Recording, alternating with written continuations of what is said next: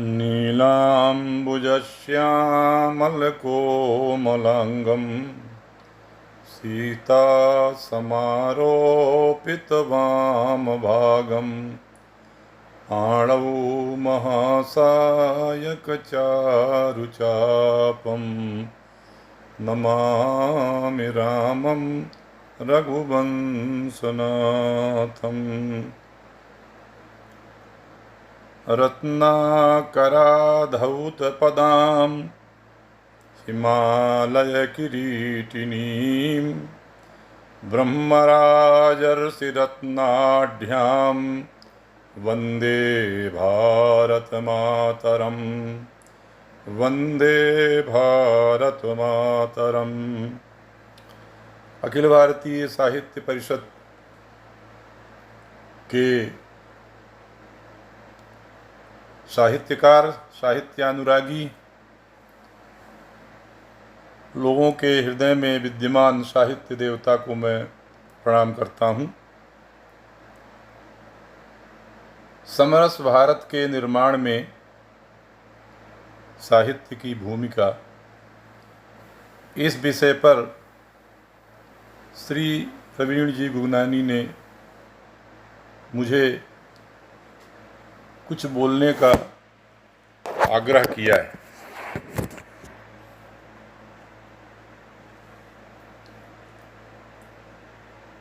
भारत का निर्माण ऐसा लगता है कि भारत तो पहले से ही बना हुआ है और भारत समरस पहले से ही है। इसका जो प्रमाण है भारतीय साहित्य ही देता है। भारतीय साहित्य का श्री गणेश आज जो उपलब्ध भारतीय साहित्य है वह वेदों से होता है।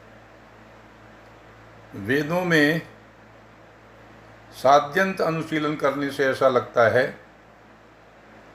कि भारतीय चिंतन के लिए, भारतीय संस्कृति की, भारतीय मनीषा के उपबृंहण के लिए सारे वेदों में विभिन्न सूक्तों के माध्यम से लिखा गया है। भारत का अभिप्राय एक भूखंड नहीं होता, बल्कि भारत का अभिप्राय भारतवर्ष में जन्म लेने वाली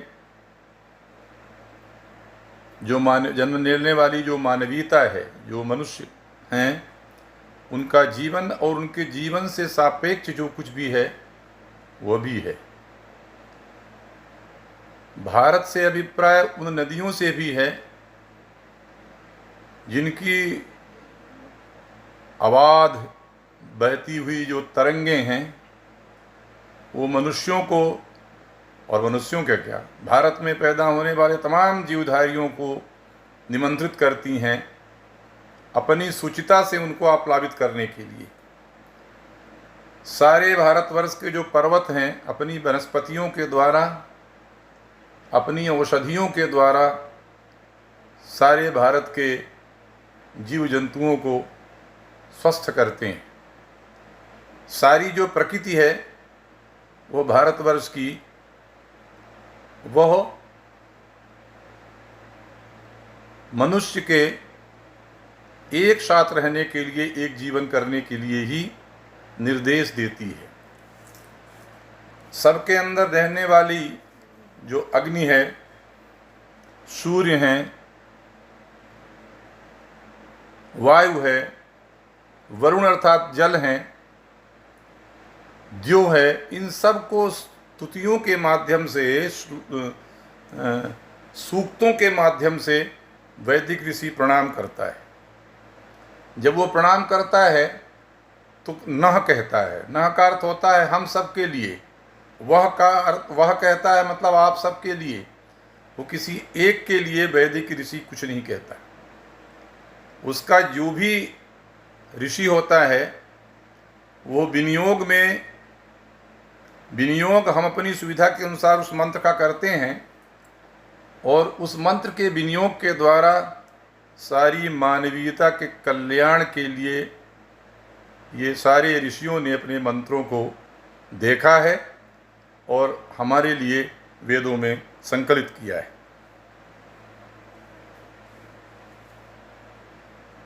सारे ऋग्वेद का अध्ययन करने के बाद, सारे ऋग्वेद का प्रणयन करने के बाद ऋषि के मन में आता है कि यह किसी एक वर्ग विशेष के लिए नहीं है, किसी एक क्षेत्र विशेष के लिए नहीं है। इसलिए कहता है, अंत में कहता है, समानी प्रपा, हम लोगों के जो प्याऊ हैं, पानी पीने का स्थान समान हो। सहवो अन्न भागा, जहाँ अन्न प्राप्त होता है उसमें सबका समान भाग हो।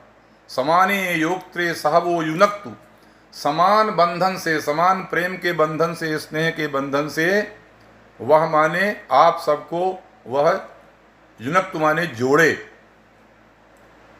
सहृदयम सामनस्यम अविद्वेषं किनोमि वह, हृदय हमारा सबका एक हो, मन हमारा सबका एक हो, और हम किसी के प्रति विद्वेष न करें, द्वेष भावना किसी के प्रति हम ना रखें, भाईचारे से हमारा जीवन जिया जाए। अथर्ववेद में तो ये भी कहा, माँ भ्राता भ्रातरम द्युक्षर, भाई भाई से बैर न करे। माँ सुसार मुतत सुसा, बहन बहन से किसी प्रकार का द्वेष न करे।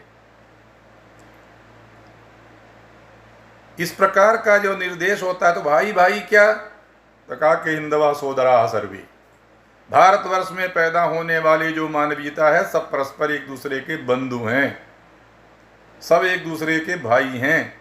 अरे बंधु का मतलब होता है त्याग सहनो बंधु, जिनके बिना व्यक्ति का जीवन नहीं हो सकता।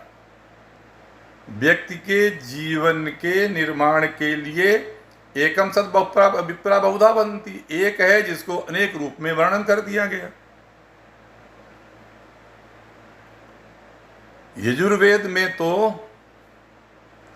गण के स्वामी की वंदना की गई है, तो गण एक का नहीं होता, गण अनेक का होता है। कर्मकांड के द्वारा जिन देवताओं को की प्रार्थना की जाती है, वो सबके लिए की जाती है, और जो सबका पालन पोषण करता है उसके लिए यज्ञ की करने की परंपरा है। कहने का अभिप्राय ये है कि जो हमारा प्राचीन साहित्य है उसमें एक के लिए नहीं, अनेक के लिए प्रार्थना की गई है, अनेक के लिए विचार किया गया है, और सबके हित का, सबके कल्याण की बात की गई है। वेदों में समाज से किसी को अलग कर देने की योजना नहीं है। जो व्रत का पालन नहीं कर सकता था, जो नियम में नहीं रह सकता था जीवन निर्माण के, उसको भ्रात्य की संज्ञा दी गई थी। वहाँ भी भ्रात्य और दस्यु का उल्लेख है। दस्यु अर्थात जो डकैती करता है, अर्थात गलत वृत्ति में फंस गया, और भ्रात्य अर्थात जो व्रत से पतित हो गया, व्रत नहीं कर सकता। लेकिन अथर्व में, वेद में जाकर के इन सबके सूक्त लिखे गए। इसका अभिप्राय यह है कि जो व्यक्ति अपने चरित्र को जिस व्यक्ति का चरित्र दूषित हो गया है, उसको सुधारने के पर्याप्त अवसर हैं। व्यक्ति को तोड़ने के लिए नहीं, व्यक्ति को जोड़ने के लिए, मनुष्य का निर्माण करने के लिए। तो मनुष्य का जब निर्माण करेंगे तभी न समाज का निर्माण होगा, और जब समाज सुदृढ़ होगा तभी तो राष्ट्र सुदृढ़ होगा, तभी हमारा भारत सुदृढ़ होगा। अब ये जो भारत ऐसा नाम आया है, इसके व्याकरण में तो अनेक अनेक प्रकार के अर्थ होते हैं। गुरुजी से किसी ने पूछा कि भाई भारत का अर्थ क्या होता है, जो भरण पोषण में लगा रहता है वो देश भारत है। पुराणों में उत्तरम यत् समुद्रस्य हिमाद्रेश्चैव दक्षिणम तद्वर्षं तद् भारतम नाम भारती यत् संतति। जो समुद्र से उत्तर है, हिमालय से दक्षिण है, उसका नाम भारत है, और यहाँ की संतान को भारती कहते हैं। एक और लिखा मिलता है कि आसिंधो सिंधु पर्यंता यस्य भारत भूमिका। सिंधु नदी से लेकर के समुद्र पर्यंत जिसका निवास होता है, जो इसको पुण्यभू मातृभूष चैव, जो पुण्य भूमि मानता है, मातृभूमि मानता है, सवै हिंदू स्मृतः, वह हिंदू है, वही भारतीय है। एक और व्याख्या करते हैं कि जो भा माने प्रकाश में, रत माने लगा रहता है, ज्ञान की उपासना में लगा रहता है, देश जो ज्ञान के लिए समर्पित रहता है, उसको कहते हैं भारत। इस भारतवर्ष में कभी भी समरसता के विषय में चिंतन नहीं करना पड़ता था, क्योंकि समाज में सबकी पृथक पृथक भूमिकाएं रहती थी। उन पृथक पृथक भूमिकाओं में काम करते हुए ही समाज सुगठित रहता था, संगठित रहता था, और अपने अपने विषय की दक्षता सब में रहती थी। इसलिए सबको समाज का कल्याण करने वाला माना गया। यजुर्वेद में आजकल के आचार्यों के द्वारा जब रुद्राभिषेक किया जाता है, उस रुद्राष्टाध्यायी में एक नमकाध्याय है जिसमें नमस्कार किया गया है, शिव के अनेक रूपों को नमस्कार किया गया है। उसको पढ़ने से लगता है जो मिट्टी का काम करता है वो उसको भी शिव रूप में नमस्कार किया, जो लोहे का काम करता है उसको भी शिव के रूप में नमस्कार किया। समाज में उपयोग किए जाने वाले अनेक प्रकार की वस्तुओं का निर्माण जो जो करते हैं, उन सबको शिव का स्वरूप समझ करके उनको प्रणाम किया है। उनकी गणना यहाँ कराना ठीक नहीं लगता, परंतु वो मंत्र हैं, उन मंत्रों में सबको प्रणाम किया गया है। इसका मतलब ये है कि समाज में हर व्यक्ति का, हर कार्य करने वाले का सम्मान था और उसको शिव के रूप में सम्मानित किया जाता था। कभी भी वेदों के किसी पृष्ठ से कोई ऊंचा है, कोई नीचा है, कोई छोटा है, कोई बड़ा है, इस प्रकार की भावना का दर्शन नहीं होता।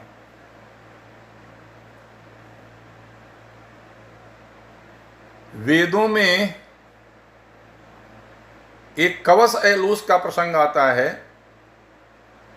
ऋषियों ने जिसके जन्म के आधार पर उसका विरोध किया, वंचित जाति का था वो, उपेक्षित जाति जिसे आजकल कहने लगे हैं, अस्पृश्य कह दो, तो उसने जाके सरस्वती के किनारे तपस्या करना शुरू किया। और यह सतपथ ब्राह्मण में कथा है कि सरस्वती उसके पास चली गई और अग्नि देवता उसके पास चले गए। तब सारे ऋषियों ने जाकर के उसको प्रणाम किया और वशिष्ठ आदि ऋषियों ने भी कहा कि अस्तु नमस्ते वयं करवाम, मैं तुमको नमस्कार करता। न जाने कितने आजकल की जो कहीं तथाकथित जो दलित जाति है उसके जो लोग मंत्रों के दृष्टा हुए हैं, ऐसी स्त्रियां जो उसी जाति से थीं वे सब मंत्रों की दृष्टा हुई हैं। जब वे मंत्रों की दृष्टा हैं और इन लोगों के द्वारा जो दर्शन किया गया है जिस मंत्र का, उसमें लोक कल्याण की बातें ऐसी हैं, कृषि का सूक्त हुआ, अक्ष का सूक्त हुआ, इन सब के दृष्टा वही हैं। द्यूत क्रीड़ा नहीं करनी चाहिए, इसका जो सूत्र है, खेती करनी चाहिए, ऐसे इसके जो सूक्त हैं, इनमें उन लोगों की भूमिका ज़्यादा है। तो ये कहना कि हमारे भारत में पहले समरस भारत नहीं था, हम समरस भारत का निर्माण करेंगे, ये तो अप्रासंगिक जैसा लगता है, परंतु ये प्रासंगिक है। जातियों के नाम पर, क्षेत्रों के नाम पर, गोत्रों के नाम पर अब लोग इकट्ठा हो रहे हैं, अनेक दल बन रहे हैं और अपने अपने स्वार्थ में समाज टूट रहा है। इसलिए आवश्यकता है कि हम इस बात का चिंतन करें कि ये क्या भारतवर्ष का स्वरूप है। तो ऐसा लगता है कि भारतवर्ष का कोई स्वरूप नहीं है। पहले किसी कोई जाति नहीं पूछी जाती थी, अब जाति को पहले पूछे करते हैं। जिनको हम भगवान मानते थे उनको जाति से ऊपर समझते थे, अब राम की जाति पूछी जाने लगी, कृष्ण की जाति पूछी जाने लगी, और लोगों ने जात्यभिमान करके उन सब के विषय में सोचना शुरू कर दिया। इससे जो समग्र भारत का चिंतन था उसमें एक विघटन की स्थिति पैदा होती जा रही है। इसको समझने के लिए हमें ग्रंथों का अध्ययन करना पड़ेगा। कुछ ऐसे लेख भी लिखे जा रहे हैं, कुछ ऐसे उपन्यास भी लिखे जा रहे हैं, कुछ ऐसे साहित्य की रचना भी की जा रही थी जो विघटन मूलक हैं, जो भारत के स्वस्थ चित्र को, स्वस्थ उसके स्वरूप का दर्शन नहीं कराते। वाल्मीकि की जाति किसी ने नहीं पूछी, लेकिन जब वाल्मीकि ने लिखना प्रारंभ किया तो उन्होंने एक ऐसे चरित्र का वर्णन किया जो बताता है कि मनुष्य होने के लिए क्या करना चाहिए, और उसके सामने एक ऐसे चरित्र को रख दिया जिससे ये पता चलता है कि मनुष्य के स्वरूप में होकर के भी कैसे राक्षस हो जाता है। जिन कार्यों को करने से मनुष्य देवता बन जाता है और जिन कार्यों को करने से मनुष्य राक्षस बन जाता है, दोनों का विवेचन, दोनों का वर्णन वाल्मीकि ने अपनी लेखनी के द्वारा किया है। यह वाल्मीकि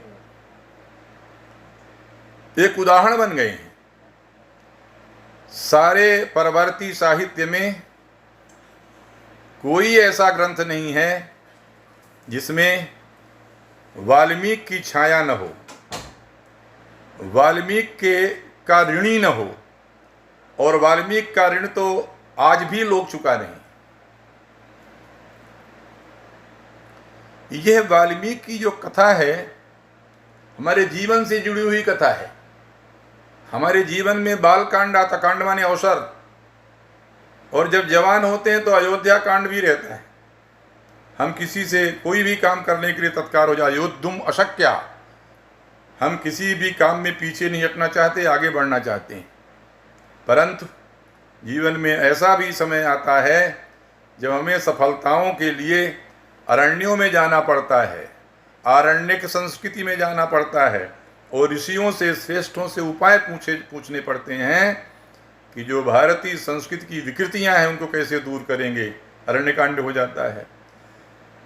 एक वानर ऐसी जाति को मनुष्य श्री राम ने इकट्ठा किया और सबको गले से लगा लिया, और उनके बल पर जो परम पराक्रमी था, देवताओं को भी जीत जाता था, उस व्यक्ति का उन्होंने उस पर विजय प्राप्त की। राम का वनवास लोक निर्माण के लिए हुआ।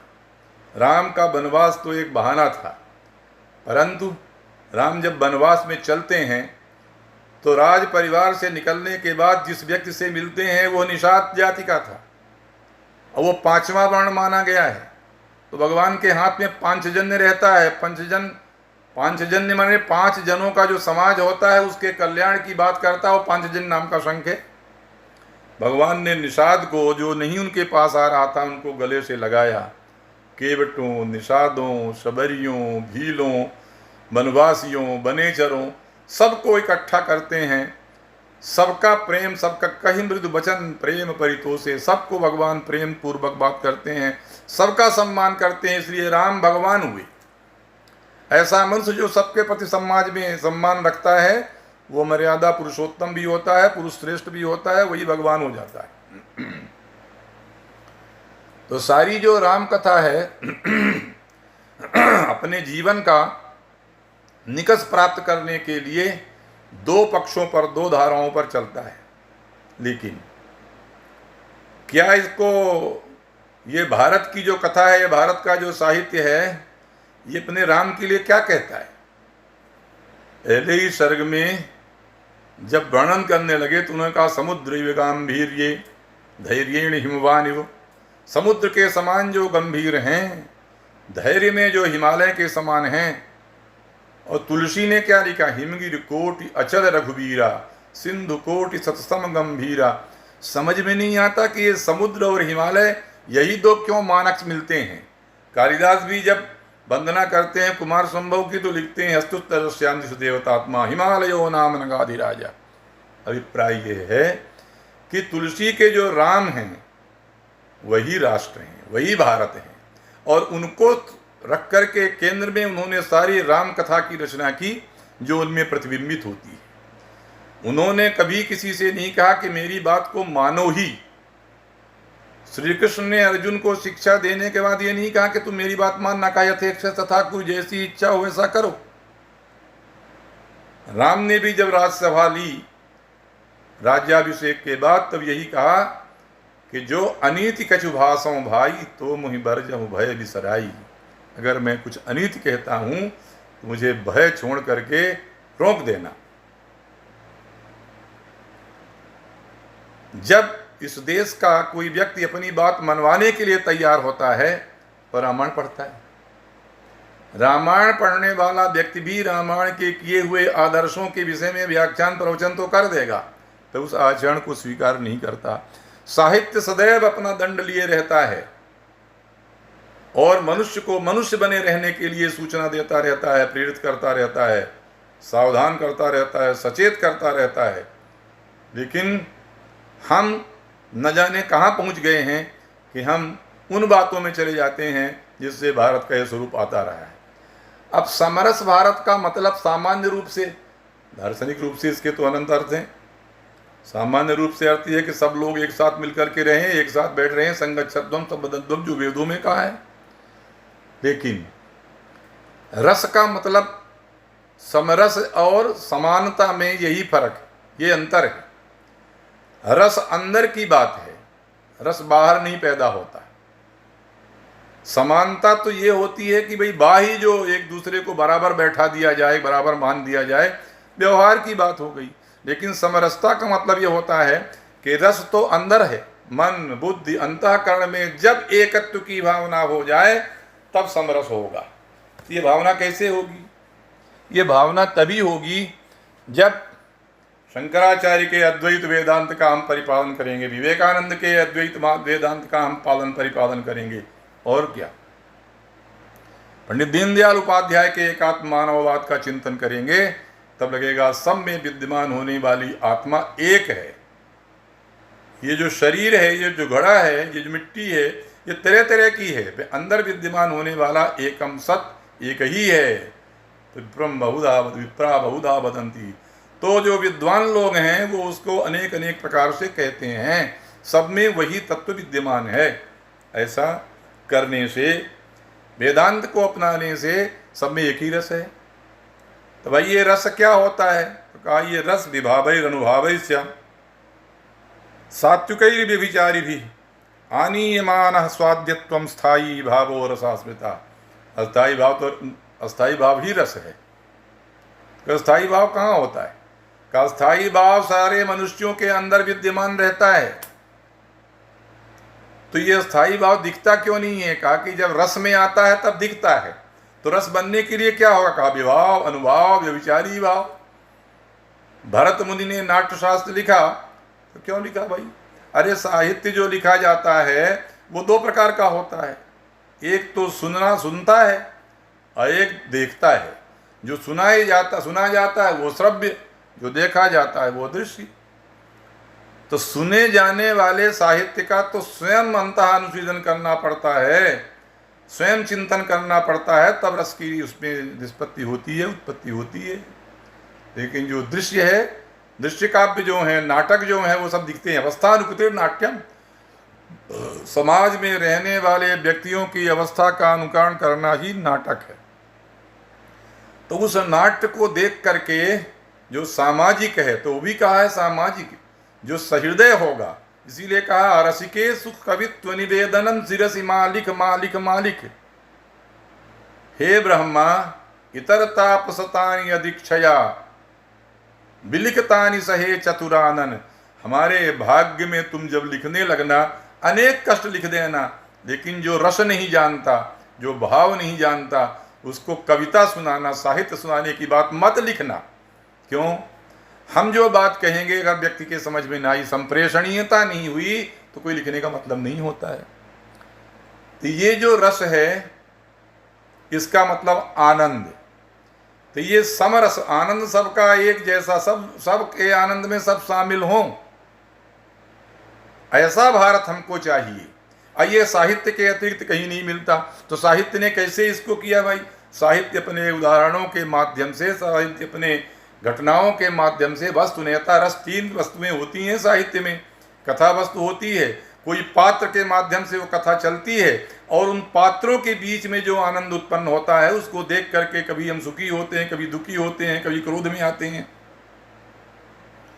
हर व्यक्ति के मन में कभी श्रृंगार, वीर, रौद्र, करुण, वीर, भयानक, बीभत्स, ये सब रहते हैं, लेकिन ये प्रकट नहीं होती। प्रकट जब विभाव हो, कोई कारण होता है, कोई कार्य होता है, और कोई ऐसे सहकारी भाव मिल जाते हैं जिसके कारण पैदा होता है। तो मैं पूछना चाहता हूं कि विभाव, अनुभव, व्यभिचारी भाव कहाँ होते हैं? इसी भारत में होते हैं। और स्थायी भाव का तो इसी भारत की जनता के हृदय में विद्यमान रहता है। ये जितने भी भाव मन में हैं, ये सारे सब भाव मनुष्यों के अंतः में विद्यमान रहते हैं। साहित्य उसका विवेचन करता है और शास्त्रीयता पे चला जाता है, और तमाम शास्त्रीयता पे जाने के बाद व्यक्ति वही करता रहता है, और वास्तविक धरातल पर आकर के उसका अध्ययन नहीं होता। तो क्या इसका और कहीं वर्णन है? तो तैत्तरीयोपनिषद में कहा कि रस है क्या? तो कहा रसो वैसा, रस वह है। अरे वह क्या चीज़ है भाई? तो कहा न मैं हूं न तुम हो, तो वो है। तो हमारे पास भी जो विद्यमान है, आपके पास भी विद्यमान है, वही तो वह है।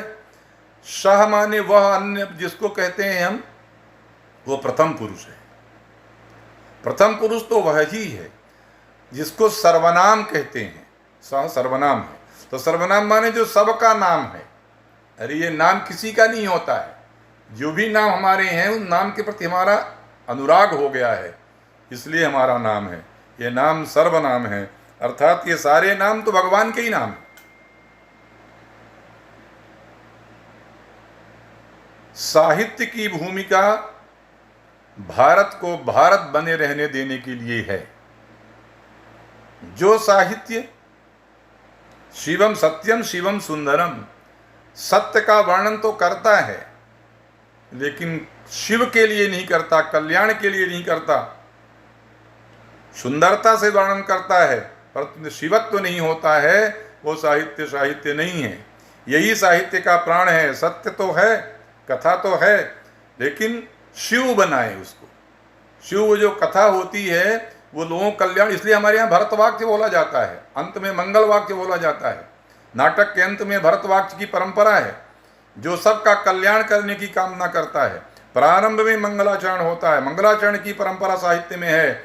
प्रारंभ में मंगलाचरण करो, बीच में मंगलाचरण करो, अंत में ग्रंथादौ ग्रंथ मध्य च ग्रंथांते च पुनः पुनः। क्यों भाई? तो मंगलाचरण के लिए ही तो साहित्य लिखा गया। वाल्मीकि को साहित्य लिखने की जरूरत क्यों हुई? अरे वो क्रौंच द्वंद्व में कोंच के जोड़े में एक को मार दिया और वो दूसरा तड़पता रहा, तो वाल्मीकि की कविता निकल गई, मानी सात प्रतिष्ठा तो भगवान सासुती समा। वियोगी होगा पहला कवि, यहाँ से उपजा होगा गान उमड़ का। अरे बिना संवेदना के कोई काव्य नहीं बन सकता, कोई रचना नहीं बन सकती है। जब तक संवेदन तत्व नहीं होता, जब तक समाज की घटना को आत्मसात नहीं करता कोई साहित्यकार, तब तक साहित्य का निर्माण नहीं होता। और जब साहित्यकार उसको आत्मसात करता है, आत्मसात करने के बाद वह घटना लोक कल्याण के लिए कैसे हो, उसके विषय में एक निर्देश देता है, अपने पात्रों के माध्यम से, अपनी कथा के माध्यम से, अपने रचनाओं के माध्यम से, अपनी कविता के माध्यम से। जो घनीभूत पीड़ा थी मस्तक में स्मृति सी छाई, दुर्दिन में आंसू बनकर वो आज बरसने आई। कभी वो प्रसाद का आंसू बन जाती है, कभी मैंने पीड़ा में ढूंढा तुम्हें ढूंढूंगी पीड़ा। कभी वो कहती है महादेवी वर्मा के मकरंद पगी केसर पर खिलती मधुपरियां ढूंढूं, या उर पंजर में कण को तरसे जीवन सुख देखूं। हृदय के पिंजड़े में तड़पते हुए जीवन रूपी तोते को देखूं या मधुपरियों को देखूं। कवि के हृदय में, रचनाकार के हृदय में, साहित्यकार के हृदय में सदैव विद्यमान रहता है कि भारत की जनता, भारत के अंतिम व्यक्ति को हम देखें या ऊपर बैठे हुए व्यक्ति को देखें। तुलसी के रामचरितमानस में एक प्रसंग आता है, जब देश का प्रथम नागरिक वशिष्ठ चित्रकूट में साष्टांग करते हुए निषाद को देखता है तो रथ से उतर जाते हैं। रथ से उतर करके जनुमहि लुठत स्नेह समेटा, राम सखा ऋषि बरबस भेंटा। प्रथम व्यक्ति ने इस देश के अंतिम व्यक्ति अर्थात निषाद को, अंतिम वर्ण के अंतिम पायदान पर खड़े हुए व्यक्ति को उठा लिया, बरबस भेंटा। जब इस देश का प्रथम नागरिक अंतिम नागरिक को उठाकर गले से लगा लेता है तभी राष्ट्र का अभ्युदय होता है। ये उपदेश, ये निर्देश साहित्य देता है और कोई नहीं देता। व्यास की जाति हमने कभी नहीं पूछी,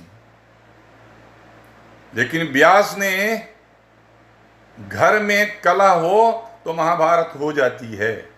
लेकिन महाभारत करने के बाद भी क्या कहा कि भारत में सदैव सत्य की विजय हुई है, असत्य की नहीं।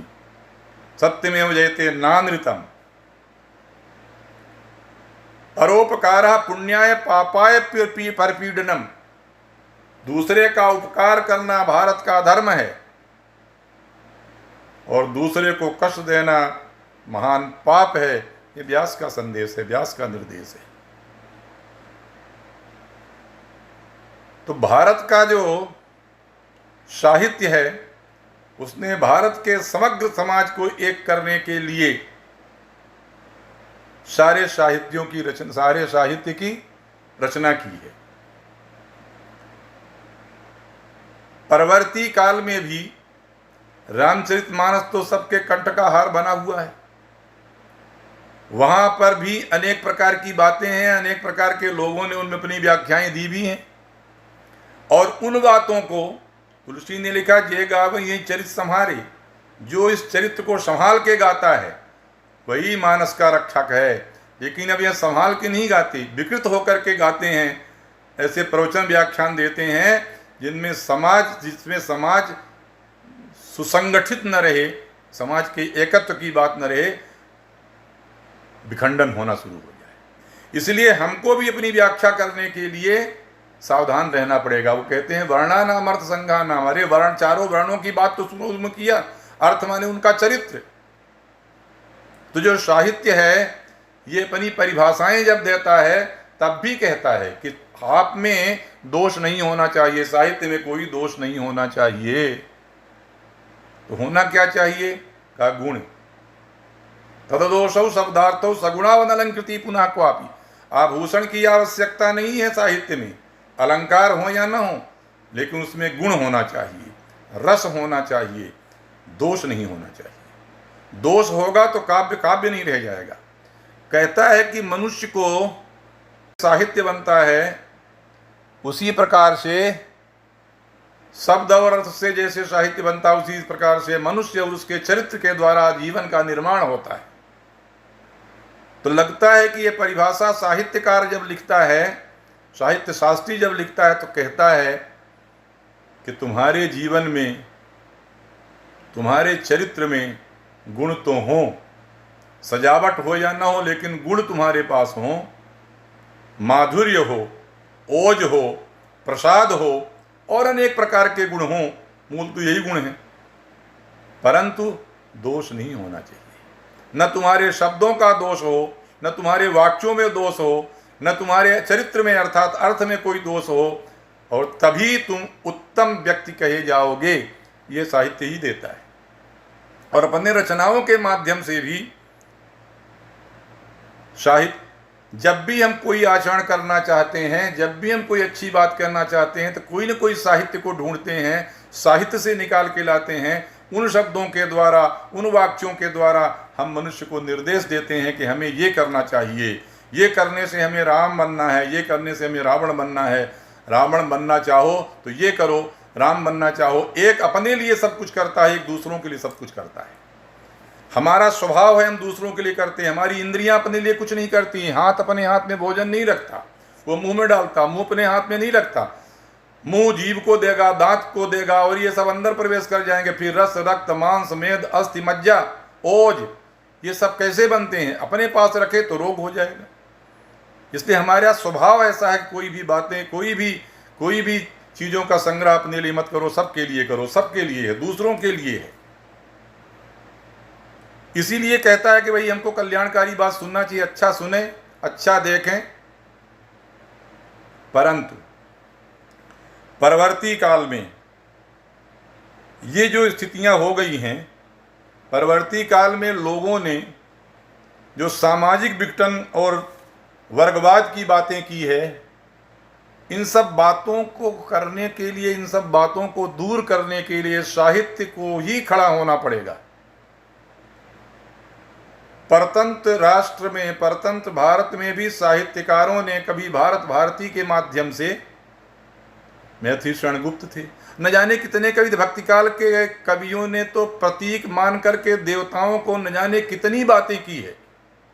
संतन कहा थी करी सो काम। अब बहुत उदाहरण देने से समय अधिक होगा। सारे भक्तिकाल के कवियों ने खड़े होकर के, और भक्तिकाल पूरा देखेंगे तो उसमें सामाजिक समरसता, समरस भारत के ही सारे उदाहरण हैं। रैदास को आज भी लोग पूछते हैं। रैदास की जात कोई नहीं पूछता, कबीर की कोई जात नहीं पूछता। रामानंदाचार्य तो ऐसे कुल में थे जो वंदनीय कुल था, लेकिन उन्होंने जिनको धन्ना, जाट, पीपा, किन किन लोगों को बनाया, सेन, इन सब को शिष्य बनाया। और अधिक क्या कहूँ, रामानुजाचार्य जी का जो मत है, रामानुज संप्रदाय के तो जो आलवार संत हैं वो उन्हीं वर्णों में से थे। रामानुजाचार्य जी तो उनसे दीक्षा लेना चाहते थे, लेकिन उन्होंने जानबूझ के दीक्षा नहीं दी। तो भारतवर्ष में समरसता की बात, समरस भारत की बात हृदय से, यह भारतवर्ष का नागरिक स्वीकार करता आया है, क्योंकि उसके बिना समाज का निर्माण नहीं होता। कवि लोग मुखर हुए हैं। कवियों ने अपनी मुखरता को कभी रोका नहीं है। क्यों? कवि निरंकुशा कवया, कवि निरंकुश होता है। कवि अपनी बात को अपने पात्रों के माध्यम से कह देता है, और ये कहते हैं, अरे सबके लिए कहा, मातृवत परदारेसु परद्रव्येसु लोष्टवत। माँ के समान दूसरों की औरत को, दूसरे के धन को ढेला के समान, लोष्टवत, मिट्टी के टुकड़े के समान, आत्मवत् सर्वभूतेषु यः पश्यति। अपने समान सब प्राणियों को जो जाने, सपंडिता, या पश्चित सपंडिता, जो देखता है वही पंडित है। ऐसा पंडित नहीं है जिनको हम लोग जानते हैं। यस्य सर्वे समारंभा काम संकल्प वर्जिता, इच्छाओं और संकल्प से वर्जित जिसके कार्य होते हैं वो पंडित है। हमारे यहाँ सारी जो परिभाषाएं हैं, सारी जो साहित्य की व्युत्पत्तियां हैं, साहित्य की जो निरुक्तियां हैं, साहित्य का जो अभिप्राय है, वो सहजीवन के लिए। अगर सहजीवन नहीं होगा तो साहित्य साहित्य नहीं रह जाएगा। परंतु इन वर्जनाओं के लिए कभी मैथिली शरण गुप्त ने चिंता प्रकट की थी, लेकिन वो चिंता प्रकट करके अपने राम को ही प्रकट करते हैं, अपने सीता को ही, अपने सीताराम को ही प्रणाम करते हैं। मानस भवन में आर्यजन जिसकी उतारे आरती, भगवान भारतवर्ष में गूंजे हमारी भारती। हमारी भारती कौन? भारतवर्ष की भारती, भारतीय तो संस्कृति, भारतवर्ष की भारती भारतवर्ष में गूंजे, ये संकल्पना उनकी थी। हो भद्र भावोद्भावनी वो भारती भद्र भाव कल्याणकारी हो। सीतापते सीतापते गीतामते गीतामते, जिन्होंने गीता का उपदेश दिया है, जो सीता के पति हैं, अर्थात धरती की बिटिया के जो पति हैं, उनको प्रार्थना की है, उनसे प्रणाम किया है कि हमारे भारतवर्ष को ऐसा बनाओ, समरस भारत बनाओ जिसकी सब लोग आरती उतारें। रामधारी सिंह दिनकर के कुरुक्षेत्र को पढ़ते समय अनेक ऐसे पद्य आते हैं जो सहसा स्फुटित हो जाते हैं। उनकी कई कविताएं ऐसी हैं जो समरसता का पालन न करने वाले लोगों के लिए कह दिया। विद्युत की इस चकाचौंध में देख दीप की लौ रोती है, हरि हृदय को थाम महल के लिए झोपड़ी वाली होती है। देख कलेजा फाड़ कृषक दे रहे, हृदय शोणित की धारे उठती ही जाती हैं, उन पर वैभव की ऊंची दीवारें। श्वानों को मिलता दूध वस्त्र, भूखे बच्चे अकुलाते हैं। माँ की हड्डी से चिपक ठिठुर जाड़े की रात बिताते हैं। मालिक जब तेल फिलोलों पर पानी सा द्रव्य बहाते हैं, युवती के लज्जा व संदेश तब ब्याज चुकाए जाते हैं। क्या भारतवर्ष आज भी इस दशा को नहीं देख रहा है? क्या प्रेमचंद के होरी और गोबर आज भी गांव में नहीं पाए जा रहे हैं? अगर ऐसा है तो इस प्रासंगिकता को हमें दूर करना पड़ेगा, इस विषमता को दूर करना पड़ेगा। क्यों? प्रार्थना करते हैं हम, प्रार्थना में हम कहते हैं प्रभो शक्तिमन हिंदू राष्ट्रांग भूता। हम सब हिंदू राष्ट्र के, भारतवर्ष के अंगभूत हैं और इसके अंगभूत होने के कारण हम सब एक हैं। और भारतवर्ष की प्रार्थना करते समय ये हम निश्चय करते हैं कि हम सारे प्राणियों के लिए, सारे भारतीयों के लिए कमर कस लिया है। इसलिए हे भारत माता हमें आशीर्वाद दो ताकि हम ये सब कर सकें। इसी भारतवर्ष में पैदा होने के लिए देवता लोग तड़पते रहते हैं। वो गीत गाते हैं कि धन्य है भारत में जिनका जन्म हुआ है। मैं क्या कहूँ, रसखान ने तो कहा कि मांस हो तो वही रसखान बसों ब्रज गोकुल गांव के ग्वारन, जो खगे हैं तो वसेरो करो, बाकी सब आप लोगों को आता है। अरे ये रसखान ने कहा है, लेकिन श्रीमद् भागवत में उद्धव जैसा ज्ञानी, बृहस्पति के समान ज्ञानी कहता है कि मुझे जन्म देना तो वृंदावन में देना। क्यों? कि ये जो सबको, सब जाति पंथ धर्म छोड़ करके राष्ट्र के नायक को, कल्याण करने वाले को अपने हृदय में बसाती हैं, इनके चरणों की धूल जिनमें पड़ती है, उन करीलों, कंटकों में, घासों में इनकी धूल पड़ती है। इसलिए वंदे नंद ब्रज स्त्रीणाम पादरेणु भीक्षसा आशा महो चरण रेणु जुसाम हम श्याम वृंदावने क्वपि गुल्म लतौषधीनाम या दुस्तजम सुजन मार्य पथम च हित्वा। भागवत के राष्ट्र, भागवत का भारत तो भगवान श्री कृष्ण है। और उसमें जो विराट रूप का वर्णन किया जाता है तो सब यही वर्णन किया जाता है। अरे वृक्षों में क्यों रहते हैं? क्या कहा कि हम तो वृक्षानाम अस्वत्था। अरे मुनियों में, ऋषियों में, पर्वतों में, नदियों में, सब में बताया ना श्री कृष्ण के मैं हूं। इसका मतलब क्या है? सारा पर्यावरण जो दिखाई देता है उसमें ये कौन बता रहा है? ये तो साहित्य ही बता रहा है। मित्रों, ये विषय इतना व्यापक है कि घंटों बोलने पर भी ये विषय समाप्त नहीं होगा। लेकिन हम अंत में यही कहना चाहते हैं कि हमारे सब भारत के लोग हमारे सहोदर हैं, हमारे भाई हैं। पवन, पानी, संस्कृति हमारा उनका एक है, आचार विचार हमारा उनका एक है। हमारी उनको पैदा करने वाली धरती माता एक है, हमारी उनकी नदियाँ एक हैं, हमारे उनके पर्वत एक हैं, हमारे उनके वायुमंडल, वातावरण सब एक है। इसलिए हमें संकल्प लेना चाहिए, हिंदवा सोदरा सर्वी न हिंदू पतितो भवेत। एक भी हिंदू पतित न हो, एक भी भारत का नागरिक कभी गिरने न पाए अपने लक्ष्यों से। उसको हम संभाल लें, उसको हम साथ में रखें, उसके मन में कभी विचलन की भावना ना हो, ताकि वो अपने को हमसे पृथक न अनुभव कर सके। और हम व्रत लें कि मम दीक्षा हिंदू रक्षा। हमारा तो यही संकल्प है कि हिंदुओं की रक्षा करें। हिमालय और समुद्र के बीच में जितने संतान हैं, जितनी संतति पैदा हुई है, जो संस्कृति पल्लवित हुई है, उस संस्कृति को मानने वालों को की हम रक्षा करें, उन संस्कृति की मानने वालों का हम सहयोग दें, उनके साथ में रहें। और हमारा मंत्र यही होना चाहिए, मम मंत्रा समानता, कि सबका मान सम्मान अपनी अपनी जगह है। जो कार्य कुंभकार कर सकता है वो हम नहीं कर सकते, जो यज्ञ कर सकता है वो यज्ञ के पात्र नहीं बना सकता, लेकिन यज्ञ के पात्रों की भी आवश्यकता होती है, वस्तुओं की आवश्यकता होती है। घी दूसरा बनाता है, वो हवन किया जाता है। लकड़ियाँ दूसरा लाता है, तो लकड़ियाँ न हो तो, वृक्ष न हो तो लकड़ी नहीं आएगी।